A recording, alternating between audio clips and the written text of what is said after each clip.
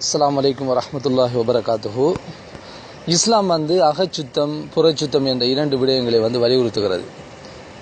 அப்போ அகச்சுத்தம் என்று சொல்கிற போது ஒரு மனிதனில் எப்படி அவன் புறத்தில் சுத்தமாக இருக்க வேண்டுமோ அவன் மனதளவில் அல்லாஹோடு நெருக்கமாக இருக்கின்ற போது சுத்தமாக இருக்க வேண்டும் என்று இஸ்லாம் எதிர்பார்க்கிறது.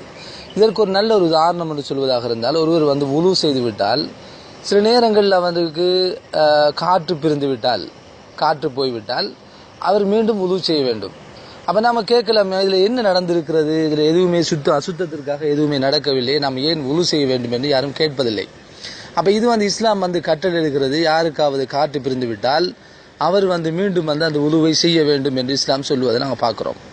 அப்போ இது ஒரு அகத்திலே ஏற்படுகிற ஒரு சுத்தத்தை இஸ்லாம் என்ன செய்கிறது, இது அகம் புறம் என்ற இரண்டு விடயங்கள் இதில் இருக்கிறது, அதை இஸ்லாம் சுத்தம் செய்ய சொல்கிறது. அப்போ இதே போன்ற ஒன்றுதான் ஒருவர் உடலுறவு கொண்டால், உடலுறவு கொண்டு விட்டால் அவருக்கு குளிப்பு கடமையாகி விடுகிறது.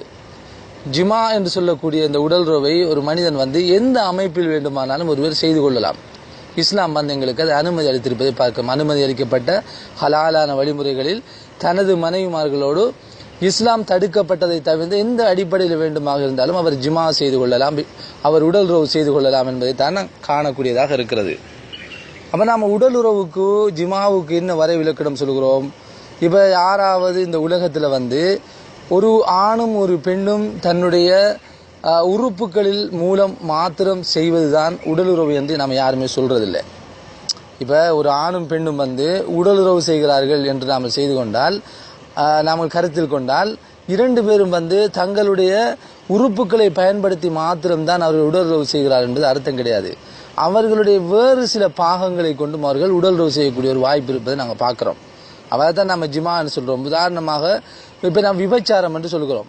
இப்போ இரண்டு பேர் விபச்சாரம் செய்து பிடிபட்டார்கள் என்று நாங்கள் சொல்லிக்கொண்டால், அந்த இரண்டு பேரும் எந்த அடிப்படையில் விபச்சாரம் செய்தார்கள் என்று நாம் பார்க்குறோம்ல. ரெண்டு பேரும் ஏதோ ஒரு வகையில் விபச்சாரம் செய்தார்கள் என்று நாம் அந்த குற்றச்சாட்டு நாம் சொல்கிறோம்.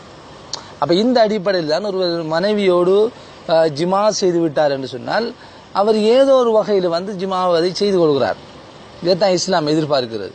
அப்போ அவர் ஜிமா செய்கிற போது அவருக்கு இந்திரியம் பலியாக வேண்டும், அல்லது அவருக்கு இந்திரியம் பலியானால் தான் அதுக்கு ஜிமா செய்ததாக கருதப்படும், அல்லது ஒரு ஆணும் பெண்ணும் தங்களுடைய அபயங்களை பயன்படுத்தினால் தான் ஜிமாவாக அல்லது உடலுறவாக கருதப்படும் என்று நாங்கள் கருத முடியாது. காரணம் என்னவென்றால், இஸ்லாம் இந்த உடலுறவுக்கான பல்வேறுபட்ட வழிகளை செய்திருக்கிறது.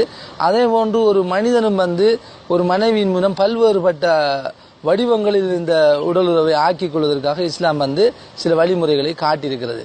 அப்ப எனவேதான் ஒரு ஆணும் ஒரு பெண்ணும் தாங்கள் உடலுறவு செய்கின்ற போது இந்திரியம் வெளியானாலும் வெளியாகாவிட்டாலும் அவர்கள் உடலுறவு செய்ததாக கருதப்படும், அது ஜிமாவாக கருதப்படும். ரசூல் ஸல்லல்லாஹு அலைஹி வஸல்லம் உடைய செய்தியை நாங்கள் பார்க்கிறோம். இதழ் தக்கல் ஹிதானானி வஜபத்தில் குசுல், இரண்டு அதாவது ஹத்னா செய்யப்பட்ட தான் வருகிறது, அந்த உறுப்புகள் சந்தித்தால் குளிப்பு கடமையாகும், வாஜிபாகிவிடும் என்று ரசூல் ஸல்லல்லாஹு அலைஹி வஸல்லம் சொன்னார்கள். இன்னொரு இடத்திலே சொன்னார்கள், இரண்டு துடைகளுக்கு இடையில் ஒருவர் குந்திவிட்டால் அவருக்கு உஜிபு அதாவது குளிப்பு வாஜிபாகிவிடும் என்ற ஒரு செய்தியை நாங்கள் பார்க்கிறோம். அப்போ இது எதனை எடுத்து காட்டுங்கன்னு சொன்னால், ஒருவர் ஒரு பெண்ணோடு தனது மனைவியோடு உடலுறவு செய்கிற போது சில நேரங்களில் அபயங்களை பயன்படுத்தி அவர்கள் உடலுறவு செய்கிற போது இந்திரியம் வெளியாகாவிட்டாலும் கூட அது உடலுறவாகத்தான் கருதப்படும். அப்ப இந்திரியம் வெளியாவதுதான் உடலுறவு என்று நாங்கள் நினைப்பது தவறானது. அப்படி மார்க்கம் சொல்லலை. ஒருவருக்கு தானமாக ஒருவர் உடலுறவு கொள்ளுகிறார், அவருக்கு இந்திரியம் வரவே இல்லை என்று வைத்துக் கொண்டால் அவர் உடலுறவு செய்யவில்லை என்று நம்ம கருதுற இல்லை. அப்ப இதை நாங்கள் எப்படி விளங்கிக் கொள்ள வேண்டும் என்றால், ஒரு ஆணும் பெண்ணும் தங்களுடைய அபயங்களை பயன்படுத்தி இன்பம் அனுபவிக்கின்ற போது அது இந்திரியம் வந்தாலும் சரி வராவிட்டாலும் சரி, அல்லது நுழைத்தாலும் சரி நுழைக்காவிட்டாலும் சரி, ஏதோ ஒரு வடிவத்தில் அவர்கள் ஜிமா என்ற ஒரு அம்சத்திற்கு வருவார்களாக இருந்தால் அவர்களுக்கு குடிப்பு கடமை என்கிற ஒரு செய்தியை தான் இஸ்லாம் எங்களுக்கு சொல்லி காட்டுகிறது. அதே நேரங்களில் சாதாரண விளையாட்டுகளில் ஒரு மனைவியோடு ஒரு இருப்பாராக இருந்தால் முத்தம் போன்ற விஷயங்கள் இதற்கு ஒரு குளிப்பு கடமையாக இருக்காது. ஏன்னா ரசூல் ஸல்லல்லாஹு அலைஹி வஸல்லம் அவர்கள் அதை செய்திருக்கிறார்கள். வுலு செய்த நிலையில், நோன்பு இருக்கின்ற நிலையில் அவர்கள் செய்திருக்கிறார்கள். அப்ப இது எங்களுக்கு எந்த என்றால் அது நோக்கம் அப்படியாக இருக்காது.